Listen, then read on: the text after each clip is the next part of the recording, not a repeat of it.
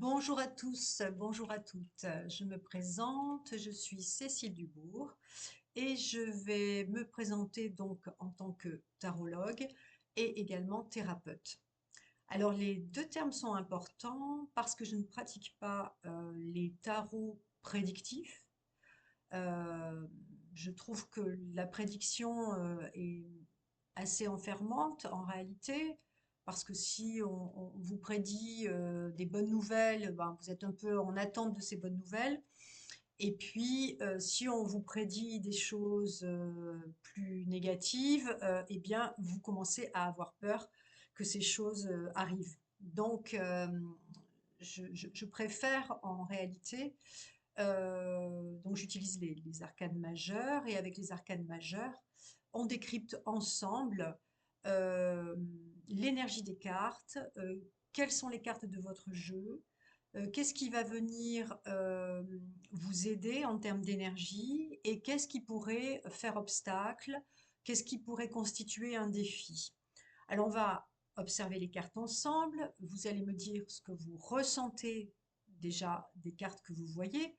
Euh, Est-ce qu'elles vous font peur? Est-ce qu'elles vous enthousiasment? Est-ce qu'elles vous donnent de l'élan? Enfin, on va aller observer tout ce qui se passe là dans votre jeu en termes de ressenti et aussi en termes d'énergie, car chaque carte est porteuse d'une énergie en particulier. Et les cartes aussi parlent plus ou moins d'un domaine ou d'un autre domaine.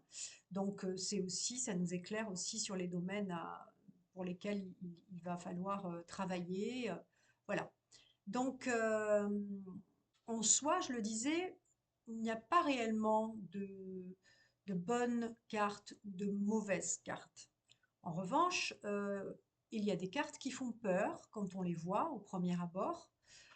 Par exemple, si on parle de l'arcane sans nom, hein, c'est donc la carte avec un squelette qui tient une faux. Évidemment, dans l'imaginaire de chacun, c'est quoi? Bah, c'est la mort. Donc, la mort, ça fait peur. Et tout de suite, on va aller s'imaginer qu'il va se passer des catastrophes. Voilà, quelqu'un va mourir, qu'est-ce qui va mourir, etc. Bon, alors, il ne faut pas s'affoler. La carte arcane sans nom nous parle de quoi? Nous parle de, en effet, ce qui doit terminer. Nous parle des fins de cycle. Mais des fin de cycle égale commencement de cycle. Donc, l'arcane sans nom, on va regarder dans votre jeu, donc dans votre vie en réalité, qu'est-ce qui doit se terminer? Qu'est-ce qui doit aller au bout? Qu'est-ce que je dois trier et laisser derrière moi pour pouvoir cheminer, avancer? Voilà, c'est plutôt ça qu'on va aller explorer. Est-ce que c'est la fin d'une relation, une relation qui est compliquée, bancale, qui vous prend de l'énergie, qui ne vous nourrit plus? Est-ce que c'est un travail voilà, qui ne vous correspond plus? Est-ce que c'est... Voilà, on va chercher dans quel domaine ça résonne pour vous et comment terminer, bien terminer, pour pouvoir amorcer un nouveau cycle et pour pouvoir amorcer un nouveau cycle plus léger, plus disposé à accueillir la nouveauté. Voilà. Donc, la carte en elle-même, elle n'est pas bonne ou mauvaise. C'est comment je vais utiliser la carte, comment je vais la lire, et c'est là justement ce qui va faire que cette carte va devenir positive pour vous ou plutôt être vécue en poids. Voilà. Donc moi, en tant que thérapeute, évidemment, ce que je vise, c'est euh, vous montrer comment l'énergie de la carte peut vous servir. Voilà. On voit ensemble, on va parler de la carte ensemble pour savoir comment elle résonne pour vous et comment faire pour que cet atout dans votre jeu vous serve. Voilà, à gagner la partie. C'est ça, hein, l'idée, puisque c'est votre jeu et votre jeu vous appartient. Et donc, il est important de comprendre quelles sont les cartes en jeu euh, pour, euh, pour que votre dans votre vie, cela vous serve le mieux possible. Autre exemple, des cartes qui font quelquefois peur, la carte du diable. Bon, le diable, là on se dit: «Ouh là là, le diable c'est quoi? Il a pas l'air forcément sympathique», encore qu'il peut quelquefois aussi amuser et faire rire, mais bon, quelquefois les patients quand ils voient cette carte me disent: «Ouh là là, qu'est-ce qui va se passer? C'est quoi celui-là?» Enfin voilà. Alors, la carte du diable, c'est quoi? Un diable, c'est un ange, hein, il a des petites ailes comme ça, il a un flambeau et c'est un ange, mais un ange un peu particulier. En réalité, c'est un ange qui a connu le plus haut et qui a chuté, hein, un ange déchu. Voilà. Il est déchu de sa part angélique, mais il a connu le monde du ciel, le monde angélique. Donc il connaît en fait toutes les strates. Et en cela, toute cette expérience vécue de l'ange déchu lui permet aussi de pouvoir remonter. Il est descendu au plus bas, mais il a la capacité aussi de, comme il connaît le chemin, de remonter et de repartir vers le plus haut. En réalité, la carte du diable, il faut se demander au service de quoi se met le diable.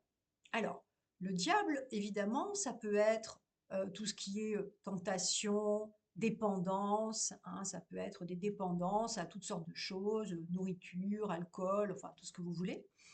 Et dans ce cas, il faudra voir comment cheminer pour que le diable cesse d'aller vers ce qu'il y a de plus sombre en lui. Voilà, mais en sondant justement ce qu'il y a de plus sombre et pourquoi il a tendance à nourrir le sombre en lui. Mais évidemment aussi le diable, on l'appelle le malin. Et pourquoi on l'appelle le malin? Parce qu'il est malin, tout simplement. Et il est malin parce il est capable de composer avec tout ce qui est en présence. En effet, le diable, lui, n'est pas dans le jugement. Il n'est pas dans le jugement bien, mal.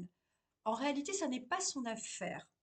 Ça ne veut pas dire qu'il ne connaît pas le bien et le mal. Il connaît le bien et le mal.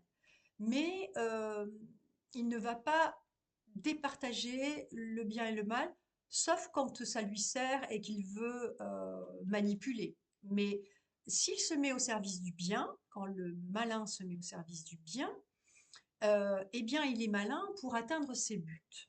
Donc si vous avez la carte du diable dans votre jeu, ça peut parler évidemment d'une finesse d'esprit, d'intelligence, être malin pour trouver les solutions, et les solutions à partir de son jeu, à partir de ses compétences, à partir de ses qualités.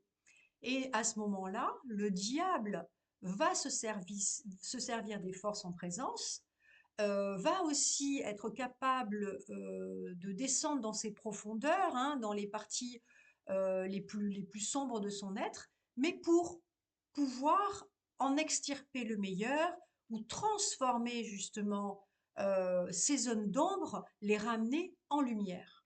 Donc, dans ce sens, la carte du diable, vous voyez, peut être très positive parce que elle peut être comme un guérisseur intérieur, hein, mais à condition d'accepter toutes les parts de soi. Voilà.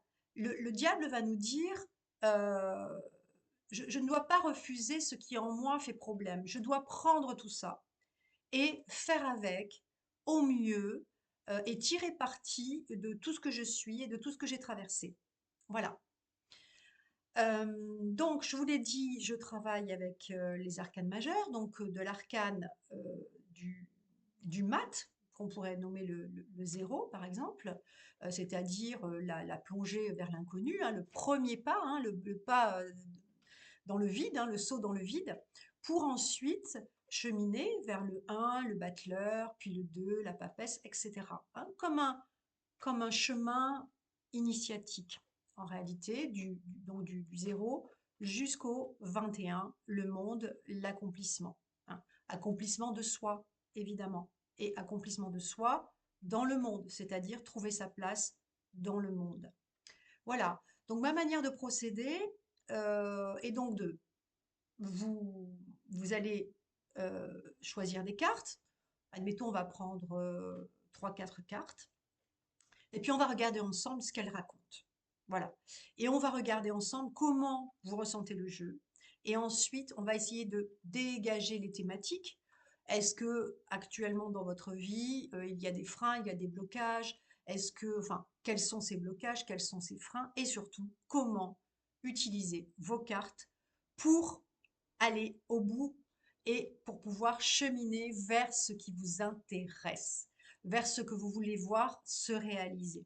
Voilà, en réalité, comment je procède avec vous pour tirer le meilleur parti de vos cartes. Voilà. Alors, si vous avez envie d'approfondir, d'explorer un champ de votre vie, nous pouvons évidemment faire une consultation. Et vous trouverez donc en bas de cette vidéo mes coordonnées, mon email. Vous pouvez me laisser un message et je vous réponds. Évidemment, d'autres